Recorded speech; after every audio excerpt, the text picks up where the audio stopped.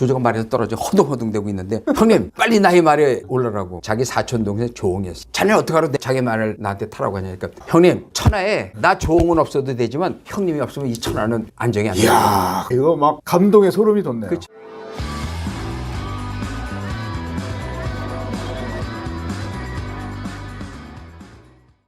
반갑습니다. 정사용 삼국지 강영원. 신현철입니다. 지난 편에서는 한해태수 왕강을 격파한 동탁이 별동대장 네. 서양이 면수를 지키고 있는데 네네. 이제 조종과 제북상 포신과 함께 면수로 쳐들어갔다 그랬죠. 네네. 면수 맞은편에 낙양 자체가 사면이 전부 다 그냥 산악지대로 다 둘러싸여 있고 낙양을 들어가려면 관동에서 사서관을 통해 가지고 이 산낙을 지나서 들어오는 길 그리고 황하에 연결되는 낙수 이제 이쪽으로 해서 황하를 타고 이렇게 들어오는 길이 있다 네네, 그랬어요. 그렇죠. 바로 조조하고 제북상 포신이 이제 황하를 타고 결국은 이수로 해가지고 낙수 해가지고 맹진 맞은편을 지나서 서영이 대기하고 있는 면수에 대처하게 됐다 그랬죠. 그거 누가 이길 것 같다 그랬죠. 제가 조조가 이길 거라고 생각했는데 모르겠습니다. 이제 조조가 서영하고 장기간을 대치하면서 서영의 진영을 이제 살펴보겠죠. 워낙에나 이제 병법이나 모든 걸 다 그 관장하고. 조조가 뛰어나니까. 그렇죠. 딱 쳐다보는 순간에 깜짝 놀라요. 군열의 배치, 군막 형성도 엉성하고 군사에게 날카로움이 보여지지 않고 있는 거죠. 그러니까 이제 조조가 딱 얘기하기를 이들이 그 군막이 너무 엉성하기 때문에 혹시나 그 적장이 위기를 쓰는 것이 아닌가 해가지고 주변의 기운을 살펴보았다고. 그렇죠. 작전일 수도 있겠죠. 그렇죠. 근데 주변에 어떤 곳에서도 새로운 조짐을 갖다 발견하지 못했고 그리고 지금 서영이 우리가 그 세운 그 진영의 맞은편에서 별동대 진영을 갖다 세우고 아군과 대치하고 있는 게 우리는 어떠한 출혈을 겪더라도 기술을 통해서 면수를 통해서 낙양을 들어갈 것이라는 그런 판단을 한 거 아니겠냐고. 이런 걸 미리 간파한 서영이 이렇게 나태할 수가 없다고 생각해가지고 다시 척후병을 보내가지고 주변의 분위기를 더 정확하게 판단해라. 그리고 군사의 기강을 갖다 살펴보도록 지시했다고 그랬는데 척후가 돌아와서 보고하기를 서영이 도강을 막기 위한 어떤 국로수나 중장 보병의 배치 이런 걸 갖다 꾀한 조짐도 보이지 않고 또 혹시나 해서 주변의 지형 지물을 다 활용해가지고 매복이 조짐이 있는지를 갖다 면밀히 살펴봤다고. 근데도 척후병의 그 보고에 의하면은 이들이 전투에서 왕강을 갖다 대패시키는 건 어떤 그 승리의 기쁨 때문인지 굉장히 나태해진 그런 그 의식만 보이고 이 척후병의 보고에 대해서 제북상하고 부장 포도는 어떻게 판단하냐고. 그러니까 이제 포신하고 포도가 똑같은 말을 해요. 아니 기존 나관주 모태 삼국지에서 손견이 먼저 낙양을 함락시키고 할 때 이를 시샘해서 포신이 동생 포충과 함께 사수관으로 공격하다가 화웅에게 당했다고 하는데 어떤 게 진실인가요? 손견은 초창기 반동탁 연합군이 태동될 때 참여를 하지 못했어요. 전혀 늦게 나중에 그 원술에 부장으로 참여해서 서영하고 싸우는데 그 왜 그렇게 만들었는지를 잘 이제 이해가 되지 않고 전혀 정사하고는 전혀 다르군요. 그렇죠. 나중에 그 이제 손견은 참여해요. 그리고 최초에 제대로 된 전투를 벌이는 건 조조하고 서영이에요. 제북상 포신의 동생이 포충도 아니고 이름이 포도죠. 조조의 척후 보고에 대해서 얘기를 하니까 포도하고 포신이 전부 다 같이 동감이 되죠. 너무 같은 방향으로 몰아가니까 조조하고 같이 참여했던 부장 위자가 위자 얘기했죠. 조조에게 의병을 갖다 제공하기 위해서 자기 재산을 전부 다 기탁했다는 그 사람. 뒷돈 대주는. 그렇죠. 그렇죠. 그 안전을 위한 대책 같은 이제 내어놓아요. 아무리 그래도 만인을 위해서 군사를 둘로 분리하자고. 그분도 대단하네요. 그러면 맹독하고 내가 일진으로 공격하고 제북상하고 부장 포도가 이진에서 뒤에 남아 있으라고요. 먼저 이제 귀수를 통해서 면수로 들어가고 만에 하나의 경우를 그렇죠. 대비해서 뒤에서 우리 있다가 일진에서 조조하고 위자가 아무 일이 없었을 때 그때는 다시 침투해 오는데 만약에 우리에게 어떤 문제 생기면 그때는 우리가 전투 벌이고 있을 때 대비하고 있다가 복병 나타나듯이 해서 협공을 하자고. 주식 투자할 때 분산 투자나 비슷하네.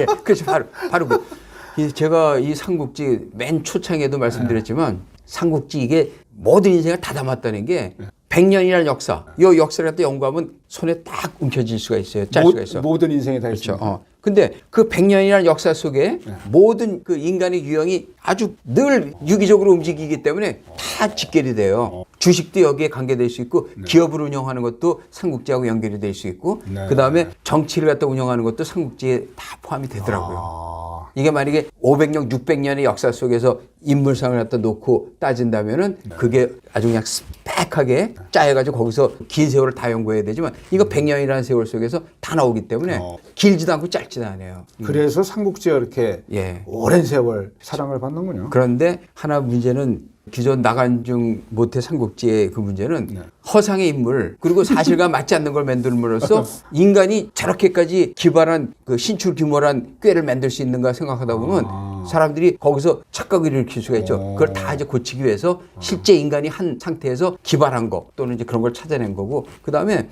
역사적으로 인물 속에서는 모든 전투나 이런 걸 전부 다 이긴 적이 없어요. 실패, 조조나 원수 이런 경우도 실패 속에서 더 자기를 당금질했거든요. 전승이라는 건 없고 그렇죠. 근데 뭐 그냥 주인공은 한 번도 지지 않고 이겨요. 이런 오류는 잘못됐죠. 사실은 그랬어요. 그래서 강 박사님께서 정사에 근거한 그렇죠. 삼국지를 이제 거의 7년 전이 되네요. 7년간 연구하셔서 하신 거 아닙니까? 그 신 박사님하고 동창회에서 얘기했던 게 그래서 내 정서로 실제 인물상을 컴팩한 요 100년 속에서 그런 환상적인 어떤 망각을 갖지 않고 실제에서 인간이 할 수 있는 영역 내에서 변화를 보자고 했던 거예요. 아, 존경스럽습니다. 근데 이제 다음날 아침 새벽에 여명이 밝기 전에 조조가 이제 선봉을 서가지고 부장 위자하고 같이 기수를 건너서 변수 반도에 저기가 기습해버려요. 드디어 이제 준비도 안 하고 있던 서영의 이 면수에 있었던 서영의 군사들 전부 다 그냥 진영 자체에서 막 그냥 혼란이 일어나죠. 서영의 군사들이 갈피를 잡지 못하고 우왕좌왕해요. 서영의 군영을 진입한 조조가 수월하게 다 이겨내고 하고 서영의 군사들은 도주하기 시작하니까 이진에 대기했던 포신하고 포도도 이건 제대로 되는 거구나 이제 면수를 건너서 치고 올라가자 이렇게 이제 생각하고 그러면 제가 예상했던 조조가 이기는 게 맞네요. 이제 그래가지고 상방 간에 치열한 전투까지 벌어지죠. 일진이진이 전부 다 그냥 공략하니까 한참 이제 치고 서영의 군사들이 아무래도 힘에 밀리죠. 준비도 안 하고 있었는데. 그렇죠. 이제 강변 뒤편에 있는 그 산 쪽으로 이제 도주하기 시작해요. 이쪽으로 도주합니까? 조조, 포신, 포도, 위자 한 몸이 돼가지고 서영의 별동들을 갖다 쫓아서 산을 감아 돌아요. 신났어요. 근데 여기서 그냥 양쪽 산기슭에서 화살하고 새나가 그냥 사정없이 쏟아지는 거예요. 작전했네요, 그러면. 그렇죠. 그럼 여기 있다는 것까지는 그때 조사할 때. 그렇죠. 그러니까 조사할 때 그 서영이 조조의 그 병법을 알고 있었어요. 그러니까 다 빼돌려가지고 놓고 그 다음에 밤사이에 다시 야음을 통해 가지고 눈에 포착되지 않게 해놓고 중공군이 장진을 봤을 때 밤에만 산속으로 움직이니까 포착 안 되다 나중에 그냥 다 당한 거 아니에요. 분명히 밤에는 안 올 것이다. 그러니까 새벽에 전투 시작하니까 야음을 통해서 포진을 시켰던 거예요. 뛰는 놈 위에 나는 놈이 있었죠. 산에 그 매복해 있던 국노수들이 쏜 화살에 조조의 왼쪽 어깨를 맞아요. 말에서 그냥 떨어지면서 꼬피를 딱 잡고 다시 이제 말에 갖다 이제 급히 올라타죠. 야, 그게 근데, 조금만 심장에 왔으면 죽었네. 그렇죠. 왼쪽이니까 조금만 옆에서 죽었죠. 그래서 영웅이 끝까지 살아남는 하늘에 뜨셨나 봐요. 조조의 뒤를 따르던 위자의 말도 화살에 맞아 꼬꾸라지면서 위자도 땅바닥에 떨어져요. 말 꼬꾸라지면 뭐 사람도 걱정 못합니다. 떨어져가지고 이제 일어설려는데 그 주위에 서영의 군사들이 확 둘러싸가지고 위자도 그 칼 가지고 처절하게 칼부림 맞으면 1인당 몇 명을 당해냅니까? 그렇죠. 관우도 20명 병사하고 싸우면 힘겹는 건데 일당 뭐 열은 괜찮겠지만 일당 100은 안 되죠. 안 돼요. 관우 같은 경우 천하의 여포 같은 경우도 20명 30명하고 싸우면 힘에 겨워가지고 쉽지 않은 거예요. 조조의 말도 이제 깊은 이제 부상을 입었겠죠. 얼마 가지 못하고 그냥 앞으로 꼬꾸라져요. 그때 이제 서양의 군사들이 막 몰려오기 시작하는데 조조가 생명이 위급한 상황에 이르죠. 조조가 말에서 떨어져 허둥허둥대고 있는데 멀리서 한 무장이 조조 주위에 적병을 갖다가 낙엽 쓸듯이 쓸어내면서 큰 소리 외쳐요. 낙엽 쓰듯이. 말에서 땅에 떨어져가지고 둘러싼 적병하고 싸우는 거는 힘이 겹어도 말에서 치는 건 이게 위에서 내리치니까 20명도 상인될 수 있거든요. 소설에서 추풍낙엽은 들어봤어도 낙엽 쓰듯이라니까 낙엽 쓰듯이. 너무 아주 실감나네요. 그렇죠. 형님 빨리 나의 말에 올라라고. 조조가 그냥 급히 소리 나는 쪽을 딱 들여다보니까 자기 사촌 동생 조홍이었어. 자렴 자네 어떡하러 자기 말을 나한테 타라고 하냐니까 형님 시간이 없다고 빨리 말해 오르라고. 천하에 나 조홍은 없어도 되지만 형님이 없으면 이 천하는 안정이 안 돼요. 이야, 이거 막 감동의 소름이 돋네요. 그렇죠. 형제간에 인정이 되면 그 형제를 갖다 밀어서 천하를 잡아야 되는데 형제간에 시샘이 없는 거예요. 그러니까 조조는 조홍이 가져온 말에 옮겨 타고 네. 조홍은 그냥 치면서 뛰어서 형 쫓아가는 거예요. 그래서 결국은 산으로 올라가가지고 외진 산숲에 이제 숨었어요. 아, 그래도 조홍도 죽지는 않았네. 그럼요. 오, 다행이네요. 죽지 않았어요. 어, 외진 산속에 숨었고 그다음에 이 귀수로 따라왔던 나머지는 지휘관들이 죽었지만은 쫓아와서 이제 얘네들하고 싸우는데 이것까지 다 둘러쌀 수는 없죠. 여기서도 전투가 벌어지고 그렇죠. 있는데 이 전투에서 유비 삼형제도 정사에서 왔다 안 왔다의 그 기재는 없어요. 근데 실제는 추정하기를 유비 삼형제도 조조를 따라서 전투에 참여하지 않았나 이렇게 추정을 해요.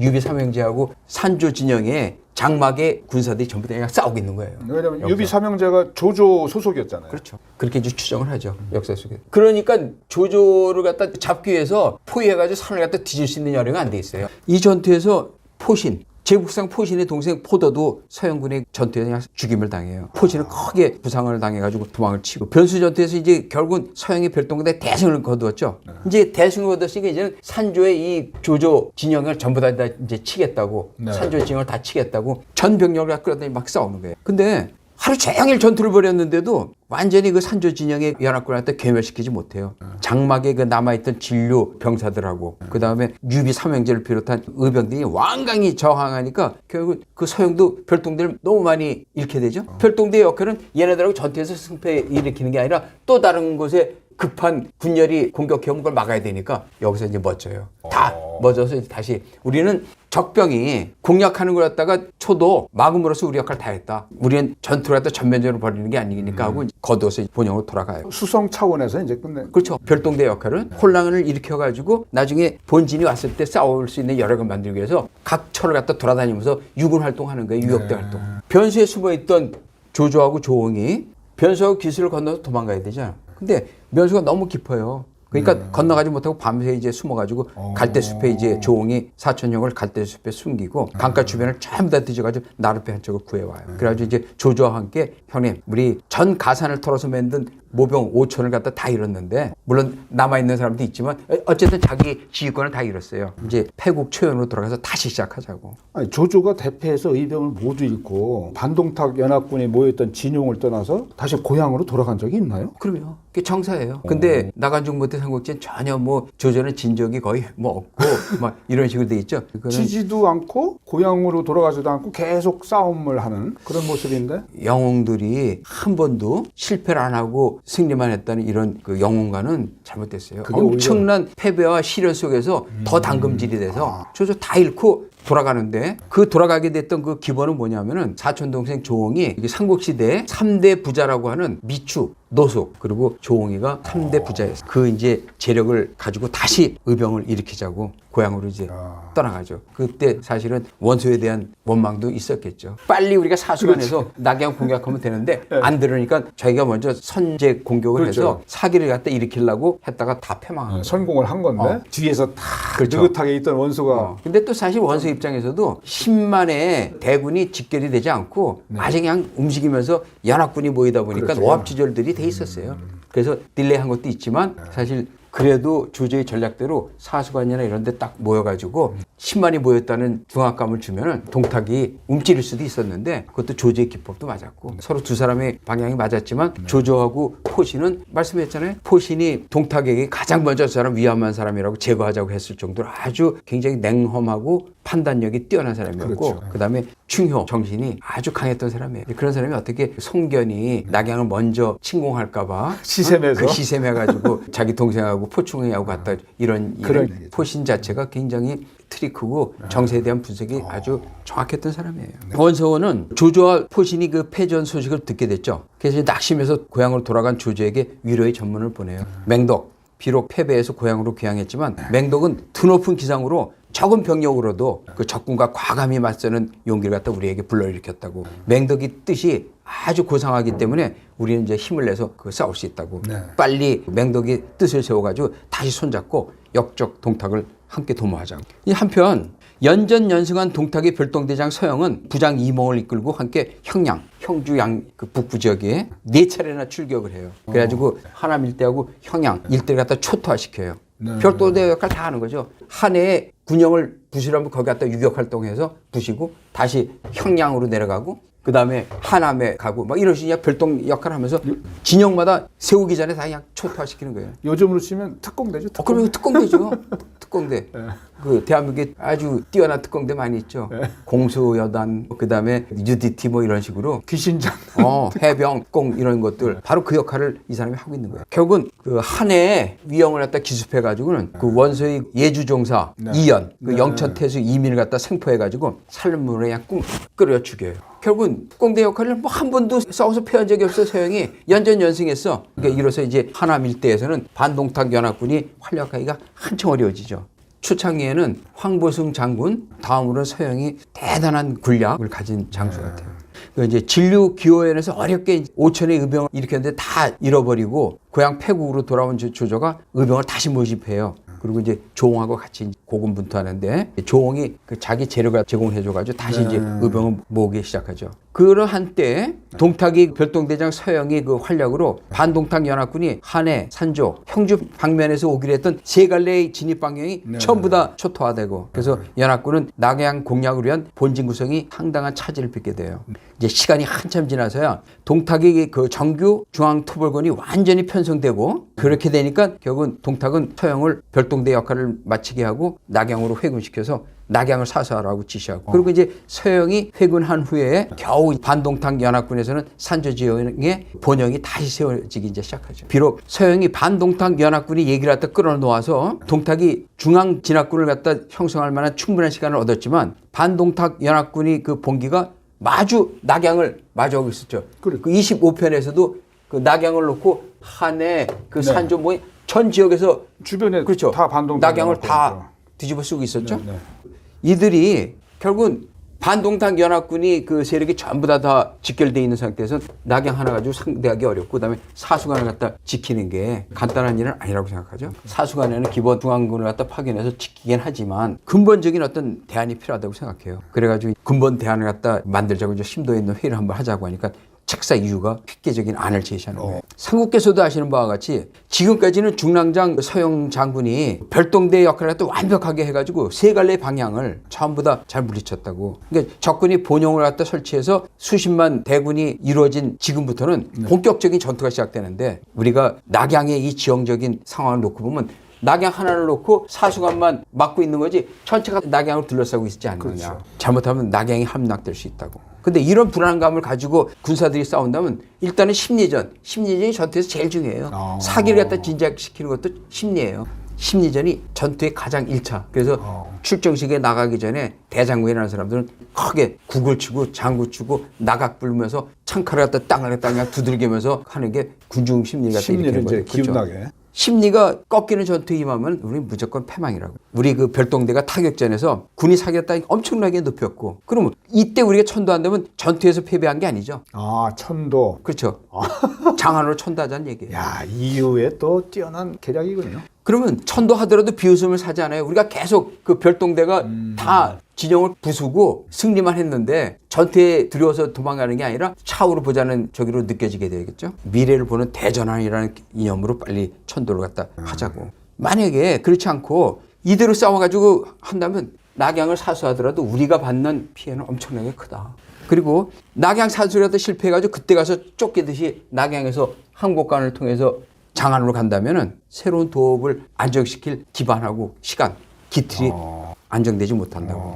이렇게 돼서는 수성 자체도 쉽지 않을 거라고. 그때 이제 장안의 위치상 저기를 보면은 낙양에 들어오는 입구도 굉장히 없지만 장안은 더 험한 게 뭐냐면 낙양을 통해서 항곡간이라는 저 험한 산을 지나서 있죠. 네. 저 항곡간을 지나서 낙양을 들어가야 되거든. 네네. 그러니까 낙양을 항거하더라도 항곡간 들어올 수가 없어요. 네. 여기만 딱 지키면 돼요. 사수관보다 더 험해요. 여기가 딱 지키면은 쳐들어올 수도 없어요. 낙양은 사수관이나 황하, 낙수, 이술해서 들어올 수도 있었죠. 네. 딱 이렇게 제안하니까 동탁이 자신이 우려한 바를 갖다 그대로 꿰뚫고 있었죠. 그러니까 그 당신 생각이 맞다고. 그럼 어디로 천도하는 게 좋겠냐고. 그러니까 이유 말이 삼국께서는 서량이 거대한 군사력을 가지고 있는데 그 군사력을 갖다 활용할 수 있는 것을 천도해야 된다고. 이게 병법상 가장 큰 이득이 아니겠냐고. 네. 바로 다름 아닌 관중의 장안성이라. 장안성으로 천도만 한다면 작전상 낙양을 갖다 적에게 내어주더라도 적군이 험악한 지형을 뚫고 들어오지 못하고 유사시에서는 서량이 군벌 마량하고 한수 등을 갖다 활용해가지고 적들과 충분히 대적할 수 있는 여건을 만든다고. 이런 기회에 우리가 적군에게 가담하기 위해서 연판장을 돌렸던 마량하고 한수를 갖다 회유해가지고 너희 반란제를 서면해주겠다. 황제께서. 그리고 높은 벼슬을 갖다 이들에게 내려준다면 한수하고 마량이 삼국과 어차피 서량에서 동탁하고 붙어봤자 지네들이 맹주가 될 수는 없거든요. 서로 힘을 합쳐서 충성을 하고 자기들도 높은 벼슬을 받으니까 일거이득이고 일거삼득이 되네. 반란제도 사면되니까. 그 패주도 아니고 그쵸? 천도. 그래서 이제 장안으로 천도해가지고 그 있을 때 삼국께서 관동 지역에서 패배해가지고 어려움이 처해지더라도 단단한 기반을 가진 서량과 옹지를 갖다 기반으로 해가지고 힘을 키우면 다시 관중 관동을 갖다 탈환하는 건 시간 문제라고. 딱 이렇게 얘기하니까 그 말이 굉장히 맞죠? 그러니까 동탁이 끄떡끄떡 하면서에 또 하나 얘기를 딱 하죠. 우리가 물러서서 딱 그들을 지켜보면 그들은 서로 연합군들이 모인 그렇죠. 상태이기 때문에 연합군. 서로 이제 이해 타산에 빠져가지고 주인이 얻게 된 그 관동에서 기득권을 갖다 확보하려고 서로 자중질환이 일어나게. 그렇죠. 이건 아주 명약관화한 일이라고. 병법상 네. 격안관화 전략. 건너 진영에서 적들이 하는 걸 갖다 쳐다보고 불구경하고 있다가 반대편 적군에게 한창 보면서 강 건너 불구경하듯이 있다가 그들 내에서 내분이 일어나면 서로 이익을 찾기 위해서 그 연합군들은 자기 기득권을 찾으려고 다툼할 것이다. 네. 그때 우리가 그대 전력을 다해서 분열된 그 연합군을 치면은 우리 이길 수 있다고. 네. 우리 그 서량이 그 강력한 철기병 그리고 장군이 가지고 있었던 병주 강병 이들을 동원한다면 관중을 다시 수복할 수 있으니까 그야말로 일석삼주의 신의 한 수가 된다고. 그러니까 동탁이 딱 이러면서 맞다고. 드디어 이제 설득이 그렇지. 됐군요. 그렇지. 장안으로 가기만 한다면 만일 천하의 기운이 나에게 온다면 천하를 호령할 것이고 천하의 기운이 내게 오지 않더라도 서량과 관중만 가지고도 천자를 갖다가 내가 협천자하고 있으니까 모든 권력을 갖다 누리게 될 거라고. 이제 그러면서 말을 하요. 이제 이때 다시 이제 이각이라는 부장이 뛰어들어요. 다시. 일단 낙양을 사수하면서 네. 천자와 대신 네. 백성들을 장안으로 이주시키고 네. 낙양이 재물들과 문화재들을 차질 없이 옮길 수만 있다면 네. 천도가 가장 현명한 방법같다고. 이각도 똑같은 이제, 그렇죠. 얘기고요. 지가 들어봐도 이 전략이 맞거든요. 네. 이제 그러면서 딱 얘기하기를 한간에 도는 민요가 있다고. 상국께서 장안으로 천도하게 되면 하늘이 뜨시고 그다음에 이로써 모든 근심이 없어지게 된다는 의미를 하는 어린애들이 동요가 있다고. 그러니까 동탁이 그 동요의 내용을 딱 듣고 나서는 아 이게 바로 나에게 기회가 온다는 뜻이구나 하고 가슴이 벅차올라요. 그래서 결국은 빨리 천도해야겠다는 결심을 굳히게 되죠. 근데 기존 나관중 모태 삼국지에서는 동탁이 손견의 공격을 이기지 못해서 장안으로 패주했다고 알고 있는데 정세에서는 그게 아닌. 아니에요. 동탁이 이유의 말을 듣고 지금 상태에서 빨리 장안으로 옮겨가지고 거기서 장안의 도읍의 틀을 만들고 그리고 대비하는 게 낫다 싶어가지고 자진해서 물러서게 하면서 사수간에는 화음, 여포 등을 통해가지고 지키게 만들죠. 그래서 낙양도 지키면서 결국은 만약에 낙양이 함락되면 장안을 갖다 이제 완전히 고수하겠다는 뜻으로 스스로 장안 천도를 했던 거예요. 천도군요. 그러면 신 박사께서는 장안 천도가 과연 이유가 말한 대로 신의 한 수가 될까요?